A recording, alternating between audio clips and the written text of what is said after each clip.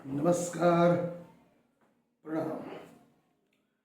प्रभु प्राणनाथ दर्शन में आप सभी का स्वागत है। कृष्ण कन्हैया लाल की जय। महामती श्री प्राणनाथ जी महाराज की जय। हिंदू सनातन परंपरा कहते हो धर्म अध्यात्म दर्शन में एक ऐसी जो वाणी कहते हैं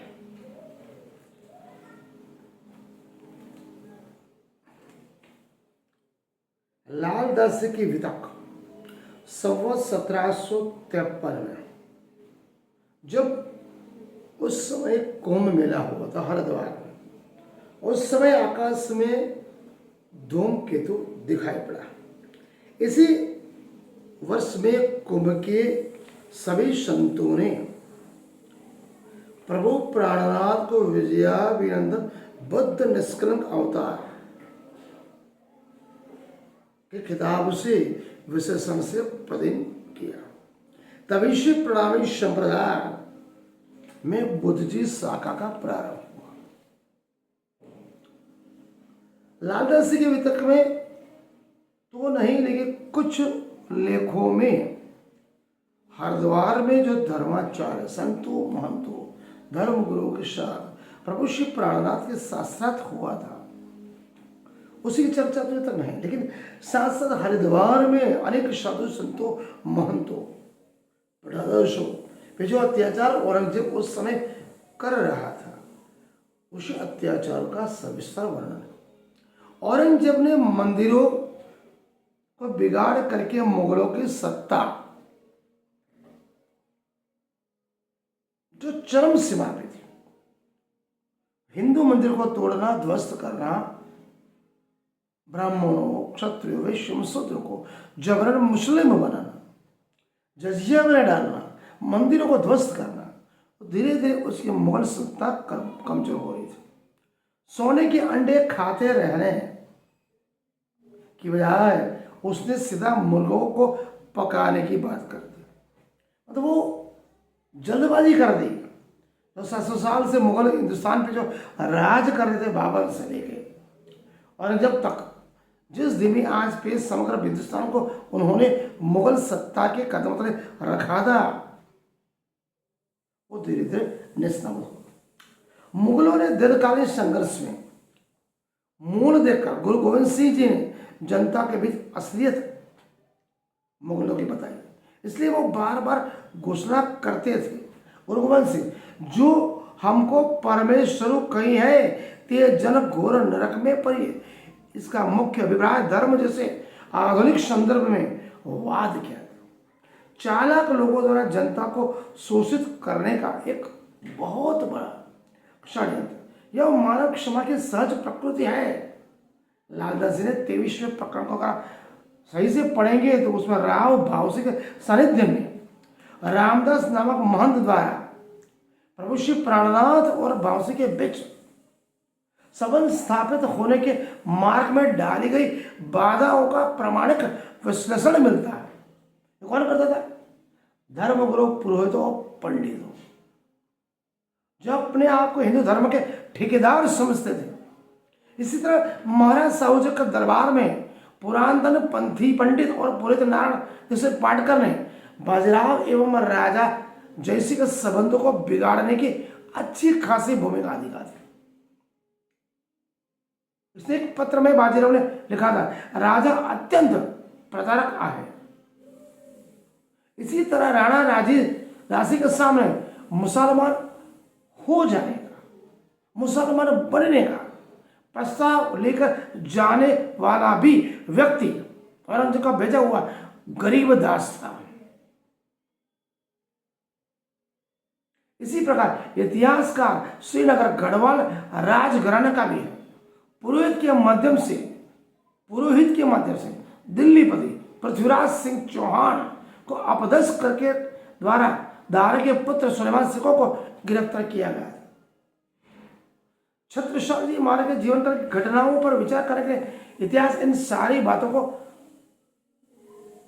बहुत सोचने समझने की आवश्यकता है। तभी हमारे समक्ष स्पष्ट होता है कि अक्षर अन्य नामक साधु कवि के राजा बनेगा प्रसंग में क्यों लिखा था कि मुगलों का टीका लगाए बिना कोई व्यक्ति राजा नहीं हो सकता। उस समय छत्रसाल जी महाराज अपने बलबूते पर परब्रह्म अनादि सत्य परमात्मा के आशीर्वाद कृपा एवं प्रभु प्राणनाथ के आशीर्वाद जो उनके गुरु थे, उनकी बदौलत नीति नियम सिद्धांतों से केवल प्रेम लक्षण भाव से निदान संप्रदाय में दीक्षित हुए अपने प्रभु प्राणनाथ के आशीर्वाद से आज समग्र देवत्व कालजाई अजर अमर नरविहीन कैसे लखाए उसी समय उनके ही सगे संबंधी ब्राह्मण पुरोहित पंडितों ने यहाँ तक लिखा था बिना मुगलों के टिका आप राजा तक नहीं बन सकते। अक्षर अन्य ने लिखा जो ब्राह्मण ने कि ओरछा के राजा और दतिया के राय अपने मुंह छत्रसाल बने बनाए। ये जैन साधु भी छत्रसाल के विरोध में मटक के आसपास निवासियों को एकत्र करके छत्रसाल के नेतृत्व में उभरती हुई जनशक्ति का भी विरोध किया। वही ब्राह्मण पुरोहित पंडित जैन संप्रदाय के साधु भी उनके विरोध में थे। हमारे कहने का अभिप्राय ये नहीं कि सभी साधु सन्यासी बुरे, सभी ब्राह्मण बुरे, सभी पुरोहित पंडित बुरे, लेकिन हर वर्ग में अच्छे और बुरे हर वर्ग में लोग हुआ करते। तभी स्वामी श्री प्राणनाथ जी ने स्वयं छत्रसाल जी का तिलक किया था। वृंदावन के स्वामी नारायण दास ने विद्रोह की लग्न सो के विद्रोह की प्रेरणा देकर साथ छत्रसाल का मार्गदर्शन भी किया था। अतः यह कह सकते हैं कि सिद्धांत और स्वार्थ के कारण हर वर्ग में सिद्धांत और स्वार्थ के कारण हर वर्ग में हर जाति के लोग अच्छे भी होते हैं बुरे भी होते हैं। वहां हमेशा विभक्त प्रक्रिया चलती है। प्रभु श्री प्राणनाथ हिंदू सनातन परंपरा में होने वाले कर्मकांड कुर्बान और अंधश्रद्धा नात जात ऊंच नीच अमीर गरीब छुआछूत का भेदभाव दूर करने की अभिप्राय से बुद्ध के दर्शन की नई व्याख्या स्वामी के जीवन में उतारने का प्रयास किया। हरिद्वार के कुंभ मेले में संवत 1735 में सभी पंडितों से उनका शास्त्रार्थ हुआ। मिलकर उन्हें विजयाभिनंदन बुद्ध निष्कलंक अवतार घोषित किया गया। उनके व्यक्तित्व की प्रकृति को धर्मगुरु पुरोहित पंडितों उस समय के साधु सहायक धर्म पंथ संप्रदाय के महान पंडितों को स्वीकार करना पड़ा। उनके विचारों में वो खुलापन था, मानवता थी, प्रेम थी, स्नेह दया करुणा विश्व बंधुत्व के बारे में लालदास के वितक में इस आशा को पुष्ट करने का उदाहरण लालदास क्या कहते हैं।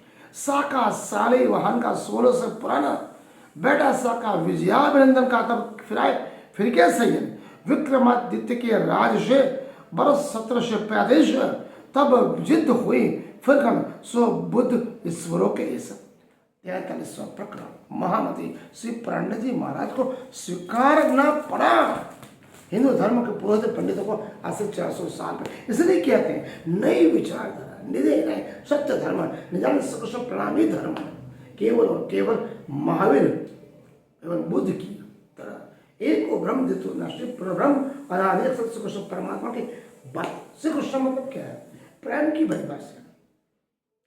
जहां पर प्रेम है वहीं सब कुछ है।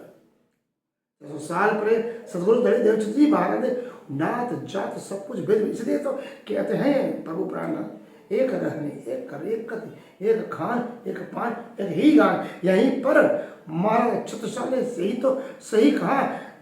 इन मोहम्मद के दिल में, मोहम्मद मतलब कौन? प्रभु प्राण है। मोहम्मद कौन? कृष्ण। जो भी रहा ईमान इनकी वाणी पे जो भी ईमान लगा छत्रसाल इन पर तन मन धन कुर्बान। विजयाभिनंदन बंधन स्कंद का अवतार महापुरुष प्राणनाथ जी अनादि युग से प्रणाम। नमस्कार प्रणाम।